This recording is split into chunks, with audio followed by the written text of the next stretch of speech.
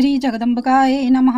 ओम ऐं ह्रीं क्लीं चामुण्डाय विचे। श्रीमद्देवी भागवत महापुराण षष्ठः स्कंध अतः नवमो अध्याय। सची का इंद्र से अपना दुख कहना। इंद्र का सची को सलाह देना कि वह नहुस से ऋषियों द्वारा बहन की जा रही पालकी में आने को कहे। नहुस का ऋषियों द्वारा बहन की जा रही पालकी में सवार होना और शापित होकर सर्प होना तथा इंद्र का पुनः स्वर्गाधिपति बनना। व्यास जी बोले, विशाल नेत्रों वाली अपनी शोकाकुल प्रिय पत्नी को वहां एकांत में देखकर इंद्र आश्चर्यचकित हो गए और बोले, हे प्रिय, तुम यहाँ कैसे आई? तुम्हें कैसे ज्ञात हुआ कि मैं यहाँ हूँ? हे शुभा नयने, मैं सभी प्राणियों से अज्ञात रहते हुए यहाँ निवास कर रहा हूँ। सची बोली, हे देव, देवी भगवती की कृपा से आप आज मुझे यहाँ ज्ञात हुए हैं। हे देवेंद्र, उन्हीं की कृपा से मैं आपको पुनः प्राप्त कर सकी हूँ। देवताओं और मुनियों ने नहुस नामक राजश्री को आपके आसन पर बैठा दिया है। वह मुझे नित्य कष्ट देता है। वह पापी मुझसे इस प्रकार कहता है, हे सुंदरी, मुझे देवराज इंद्र को अपना पति बना लो। हे बलार्दन, अब मैं क्या करूं? इंद्र बोले, हे बरारोहे, हे कल्याणी, जिस प्रकार मैं अनुकूल समय की प्रतीक्षा करते हुए प्रारब्धवश यहाँ रह रहा हूँ, वैसे ही तुम भी अपने मन को पूर्ण रूप से स्थिर करो। व्यास जी बोले, अपने परम आदरणीय पति के ऐसा कहने पर लंबी सांसें खींचती तथा कांपती हुई वे सची अत्यंत दुखित होकर इंद्र से कहने लगी, हे महाभाग, मैं कैसे रहूं? वरदान के द्वारा मदोमत और अहंकारी बना हुआ वह पापात्मा मुझे अपने वश में कर लेगा। उससे भयभीत सभी देवताओं और मुनियों ने मुझसे कहा है, बरारोहे, तुम उस कामातुर देवराज को अंगीकार कर लो। हे शत्रुसूदन, बृहस्पति भी निर्बल ब्राह्मण हैं। वे मेरी रक्षा करने में कैसे समर्थ हो सकते हैं, क्योंकि वे भी तो सदा देवताओं के ही अनुगामी हैं। अतः हे विभो, मैं वशवर्तनी नारी हूँ। मुझे यह महान चिंता है कि भाग्य की इस विपरीत अवस्था में मैं अनाथ क्या करूँ। मैं उल्टा नहीं हूँ, अपितु आपका ही ध्यान करने वाली पतिव्रता स्त्री हूँ। वहाँ मेरे लिए ऐसा कोई शरण नहीं है जो मुझ दुखित की रक्षा करे। इंद्र बोले, हे वरानने, मैं एक उपाय बताता हूँ, तुम उसे इस समय करो। इससे दुख के समय में तुम्हारे शील की रक्षा हो जाएगी। करोड़ों उपाय करने पर भी दूसरे के द्वारा रक्षित स्त्री पतिव्रता नहीं रह सकती, क्योंकि वह काम से विचलित मन वाली तथा अत्यंत चंचल होती है। स्त्रियों का शील ही पाप से इनकी रक्षा करता है। इसलिए हे पवित्र मुस्कान वाली, तुम शील का आश्रय लेकर धैर्य धारण करो। जब दुष्ट राजा नहुस तुम्हें बलपूर्वक प्राप्त करने की चेष्टा करे, तब तुम गुप्त प्रतिज्ञा करके राजा को धोखे में डाल देना। हे मदाल से तुम एकांत में उनके समीप जाकर कहो, हे जगतपते, आप ऋषियों के द्वारा वहन किए जाने वाले दिव्य वाहन से मेरे पास आएं। ऐसा होने पर मैं प्रेम पूर्वक आपके वश में हो जाऊंगी। यह मेरी प्रतिज्ञा है। हे शिशोणी, तुम उससे ऐसा बोलना। तब मोहित और कामांध वह राजा मुनियों को अपने वाहन में लगाएगा। इससे तपस्वी अवश्य ही नहुस को साप से दग्ध कर देंगे। भगवती जगदम्बा तुम्हारी सहायता करेंगी, इसमें संदेह नहीं है। भगवती जगदम्बा के चरणों का स्मरण करने वाली को कभी कष्ट नहीं होता। यदि संकट उत्पन्न भी हो जाए तो उसे भी अपने कल्याण के लिए ही समझना चाहिए। अतः तुम गुरु बृहस्पति के कथनानुसार पूर्ण प्रयत्न से मणिदीप वाहिनी भगवती भुवनेश्वरी का भजन करो। व्यास जी बोले, उनके ऐसा कहने पर वैसा ही होगा। यह कहकर अत्यंत विश्वस्त तथा भावी कार्य के प्रति प्रयत्नशील सची नहुस के पास गई। नहुस उन्हें देखकर प्रसन्न होता हुआ यह वचन बोला, हे कामिनी, तुम्हारा स्वागत है। मैं तुम्हारे सत्य वचनों के कारण तुम्हारे अधीन हूँ। तुमने अपने वचन का सत्यतापूर्वक पालन किया, इसलिए मैं तुम्हारा दास हो गया हूँ। हे मितभाषिणी, तुम जब मेरे समीप आ गई हो तो मैं संतुष्ट हो गया हूँ। तुम्हें अब लज्जा नहीं करनी चाहिए।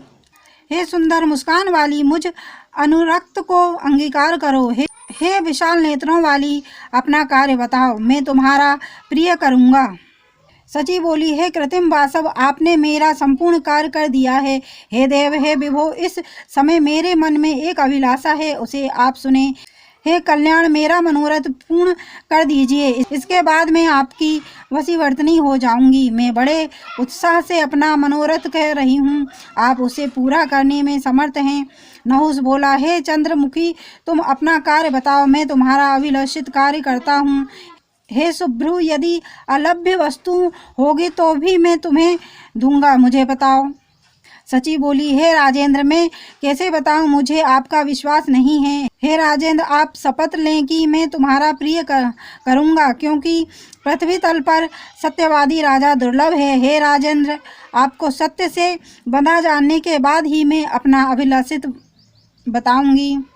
हे राजन, मेरी उस अभिलाषा को पूर्ण कर देने पर मैं सदा के लिए आपकी वशीवर्तनी हो जाऊंगी। हे इंद्र, यह मेरा सत्य वचन है।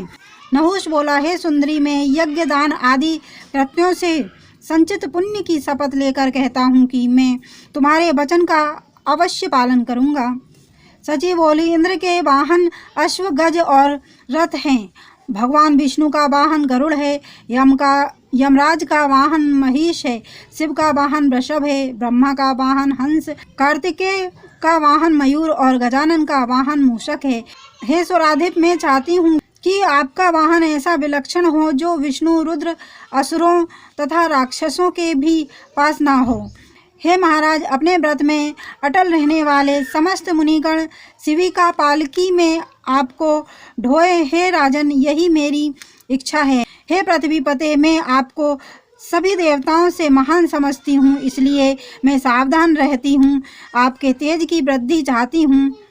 व्यास जी बोले, उनकी यह बात सुनकर महादेवी द्वारा प्रकट किए गए मोह से मोहित हुआ बुद्धिहीन राजा नहुष हंसकर इंद्रप्रिया सची को संतुष्ट करते हुए यह वचन कहने लगा। नहुष बोला, हे तनवंगी, तुमने सत्य ही कहा है, यह वाहन मुझे भी रुचिकर है। हे सुंदर केश पास वाली, मैं तुम्हारे वचनों का सम्यक रूप से पालन करूंगा। हे पवित्र मुस्कान वाली, जो अल्प पराक्रम वाला होता है वही ऋषियों को पालकी ढोने में नहीं लगा सकता। मैं तुम्हारी इच्छा के अनुसार वाहन पर आरूढ़ होकर तुम्हारे पास आऊँगा। मुझे तीनों लोकों में सबसे बड़ा तपस्वी और समर्थ जानकर सप्त ऋषि तथा सभी देव ऋषि मेरा वाहन बनेंगे।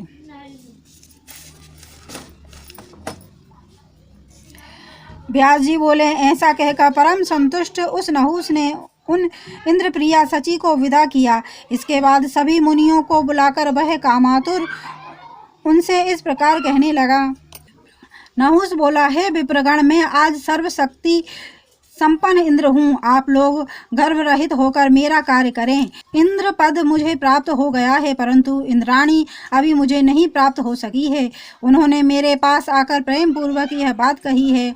हे सुरेंद्र, हे सुराधिप, मुनियों द्वारा ढोई जाने वाली पालकी से आप मेरे पास आएं। हे देवाधिदेव, हे महाराज, हे मानद, आप मेरा यह प्रिय कार्य करें। हे श्रेष्ठ मुनिगण, मेरा यह कार्य अत्यंत दुष्कर है, परंतु आप सब दयालुओं को मेरा यह कार्य अवश्य करना चाहिए। इंद्र पत्नी सची में अत्यंत आसक्त मेरे मन को काम जला रहा है। मैं आप सबकी शरण में हूँ, अतः मेरे इस महान कार्य को संपन्न करें। अगस्त आदि प्रमुख मुनियों ने उनकी यह अनादर पूर्ण बात सुनकर भावीवश उसे कृपा पूर्वक स्वीकार कर लिया। उन तत्वदर्शी मुनियों के द्वारा उस वचन के स्वीकार कर लिए जाने पर सची के प्रति आसक्त चित्त वाला राजा नहुष प्रसन्न हो गया। वह तुरंत एक सुंदर पालकी पर चढ़कर उसमें बैठ गया और दिव्य मुनियों को उन्हें ढोने के लिए नियुक्त कर उन्हें सर्प शीघ्र चलो ऐसा कहने लगा। उस कामातुर मूर्ख ने मुनि अगस्त के मस्तक का पैर से स्पर्श कर दिया। कामवाण से आहत तथा इंद्राणी के द्वारा आकृष्ट चित्त वाले उस राजा नहुष ने शीघ्र चलो ऐसा कहते हुए वार्तापी नामक राक्षस का भक्षण करने वाले तथा समुद्र को भी पी जाने वाले उन तपस्वी श्रेष्ठ लोपामुद्रा पति मुनि अगस्त पर कोड़े से प्रहार भी किया। तब उस कोड़े के आघात का स्मरण करते हुए मुनि ने उसे यह श्राप दे दिया, हे दुराचारी, तुम वन में भयंकर शरीर वाले विशाल सर्प हो जाओ, जहाँ तुम्हें हजारों वर्षों तक बहुत कष्ट भोगते हुए विचरण करना पड़ेगा और अपने प्रभाव से तुम पुनः स्वर्ग प्राप्त करोगे। युधिष्ठिर नाम वाले धर्मपुत्र का दर्शन कर और उनके मुख से अपने प्रश्नों के उत्तर सुनकर तुम्हारी मुक्ति हो जाएगी। व्यास जी बोले, इस प्रकार शाप प्राप्त कर राजश्री नहुस उन मुनि श्रेष्ठ की स्तुति करके अचानक स्वर्ग से गिर पड़ा और सर्प रूपधारी हो गया। तब बृहस्पति ने शीघ्रता पूर्वक मानसरोवर जाकर इंद्र से सारा वृतांत विस्तार पूर्वक कहा। हे महाराज, जन्मजय राजा नहुस के स्वर्ग से पतन आदि की बात सुनकर इंद्र बहुत प्रसन्न हुए। वे इंद्र अब भी वहीं पर स्थित रहे। सभी देवताओं और मुनि नहुस को पृथ्वी पर गिरा देखकर उसी सरोवर के पास गए जहां इंद्र रहते थे। तत्पश्चात उन सचिपति इंद्र को आश्वासन देकर मुनियों सहित सभी देवता उन्हें सम्मान पूर्वक स्वर्ग ले आए। तदंतर वापस आए हुए उन इंद्र को सभी मुनियों और देवताओं ने आसन पर स्थापित करके उनका पवित्र अभिषेक किया। इंद्र भी अपने पद को प्राप्त कर प्रेम युक्त सची के साथ देव प्रसाद और मनोहर नंदन वन में क्रीड़ा करने लगे। व्यास जी बोले, हे राजन, इस प्रकार इच्छानुसार रूप धारण करने वाले महामुनि विश्वरूप और वृतासुर को मारने के कारण इंद्र को अत्यंत भीषण दुख प्राप्त हुआ और देवी की कृपा से उन्होंने पुनः अपना स्थान प्राप्त कर लिया। हे राजन, इस प्रकार आपने मुझसे जो पूछा था वृतासुर वध पर आधारित वह संपूर्ण उत्तम आख्यान मैंने आपको कह दिया। जो जैसा कर्म करता है उसे वैसा फल प्राप्त होता है। किए गए शुभ अशुभ कर्म का फल अवश्य ही भोगना पड़ता है। इति श्रीमद्देवी भागवते महापुराणे अष्टादशसहस्रस्यां संहितां षष्ठः स्कन्धे नहुस स्वर्ग च युक्त वर्णनम नामा नवमो अध्याय। और देवी भागवत की महिमा सुनना अगर आपको पसंद है तो चैनल को लाइक एंड सब्सक्राइब करें। धन्यवाद।